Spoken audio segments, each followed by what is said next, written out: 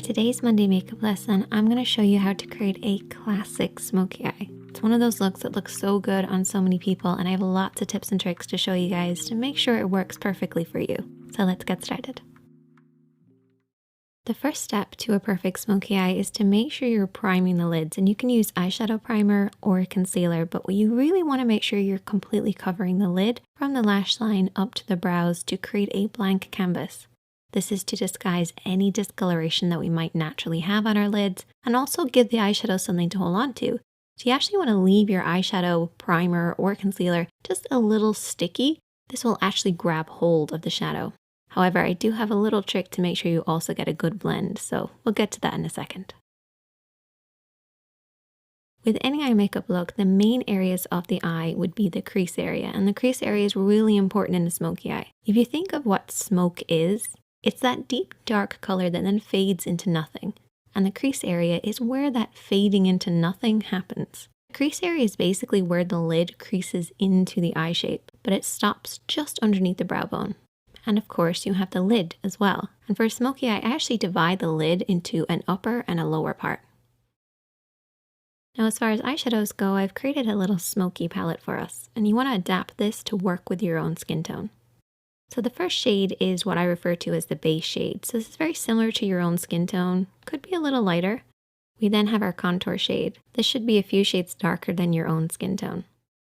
And then you have your mid-tone, and your mid-tone is probably the most important. A lot of people refer to this as the transition shade. This is somewhere in between the base and the contour. That's why I call it a mid-tone, because it's a middle tone.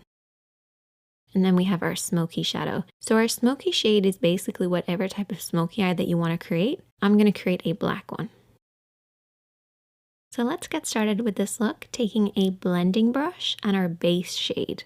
And this is my little trick to get that perfect blend. We're basically going to start at the crease of the eye and then work up underneath the brows. So you want to pack on this base shade to create a silky powdery effect, but avoid the lid. We want the lid to stay a little tacky from the concealer and the primer, but we want that crease to be really powdery, really easy to blend over. By applying that powder, we're basically going to create an easier, softer blend. Remember how I said concealer and primer gives the shadow something to hold on to? Well, this powdery base will make sure we have something to blend over, and that's how you get that perfect soft blend. Just make sure to avoid the lid, don't come down too far, keep it from the crease right up to the brows. For the next step, we're going to keep with that same blending brush, and I haven't cleaned it off, and we're going to go in with our mid-tone, so our middle tone or our transition shade. And we're going to start over everything that we've already applied, but we're going to stop under the brow bone. So the first shadow went from the crease right up underneath the brows, avoiding the lid. And use this little diagram as a representation of what we're doing here. We're starting in this crease area and then softly blending upwards. If you're not sure where to stop and start your blend, you basically want to keep it in between these two parallel points.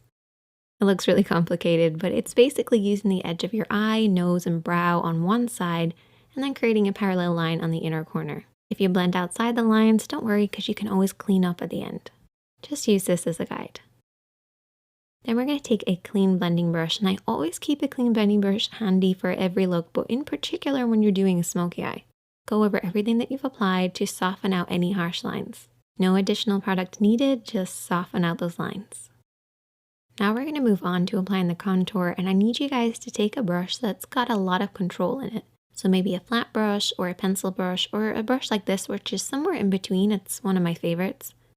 And picking up a little bit of that contour shade, which is one of the darker shades from this palette, we're going to apply this all over the lid area. So I want you guys to keep this just to the lid, bringing it up to where that mid-tone starts in the crease, but don't go beyond that point. Really focus on the roots of the lashes and softly blend this over and back, covering the lid. Try to avoid blending this up too high because that can ruin the look. You want to keep it nice and deep and low. So what we're going to end up with is a deep dark look right at the roots of the lashes that then fades upwards, fading into that mid-tone, into that crease, and up underneath the brows. Next, I want you to take a small flat brush, something that you have the most control over. And I want you to take your smoky shadow. So whatever smoky shadow that you're using, I'm using black. And there's two ways that you can apply this. You can bring your hand down onto the lash line, or you can come at it straight on. As you can see, my hand is pretty much at the level of my nose as I'm applying this. I'm applying it using the lash roots as my guide, and follow the natural shape of your lash line. If you have your hand too low at this point, you're going to blend that black up too far. And I don't want you guys to do that. So try to keep it at around the cheek level, or bring your hand over the top and press downwards onto the lash line. Either way, just imagine that you're creating a liner look. Just coat right by those lashes and really pack it on there. Get in between those lashes, right onto that lash line. It's really important. We have to imagine that that black is coming from somewhere, so it has to start really dark at the base. Now for shaping wise, I like to have it slightly thicker just in the center. It's almost like an oval shape. This will create that classic round shape that you get with a smoky eye. So it's slightly tapered on the inside and the outside, and highest in the middle. Before you go any further, what I want you to do is take your fingertip and really press on that pigment. Push it right at those lashes. No smudging, no blending, just pushing that on there. This will remove any fallout while also making sure we're really packing that pigment right at the roots of the lashes. Once you've done that, you can then take your small blending brush or a pencil brush and softly and lightly smudge this out. Watch for your hand placement here. What I want you guys to remember is that if your hand is low, your blend will be high. And that's good at the start because we want to bring that black from the root of the lashes upwards to about the halfway point of the lid. But if you keep your hand this low throughout the entire smudging process, you're going to end up pushing it up too high. Bring that brush slightly upwards. As you start to smudge, regain control over that brush and very softly sweep over and back. And this will prevent you from blending it up too high. You do not want it to surpass the lid and get into that crease area, depending on the look that you're doing, of course, but particularly for a classic smoky eye. Keeping it nice and low by the lashes is the best way to get that classic look. I usually split the lid into two sections, so I have a lower part and an upper part. I'm making it sound really complicated, but it's actually not that complicated. But if you learn these techniques, it will become easier, even though it sounds like I'm making it harder than it is. The next step is really important, and it's to really darken in between the lashes. So apply a pencil liner on your waterline, which is the upper tight line of your lid. What I like to do is just look down in a mirror and just kind of push upwards between the lashes. This will create that dark smoky look. You have to imagine where this smoky depth is coming from, and it should be coming right between the lashes. So try getting that pencil right in there. Another important thing is to coat those lashes. I actually brush my lashes downwards to make sure it's really dark right at the roots. Once again, to create the illusion of the depth coming from the lash line. Essentially, it looks like we just have really thick lashes. If you want to go an extra step, you can always apply invisible liner. If you watch my videos a lot, you'll know that I've talked about this. It's basically lining very, very thinly right between your lashes, as close as possible. And I also went ahead and applied some falsies. Once again, this creates the illusion of a deep, dark look right at the roots.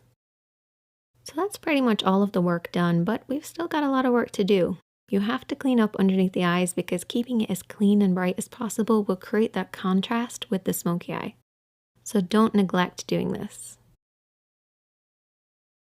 You also want to clean up underneath the brows by taking a little bit of the base shade and a small brush and applying this on the brow bone. We have already applied this, but reapplying it will actually brighten this up.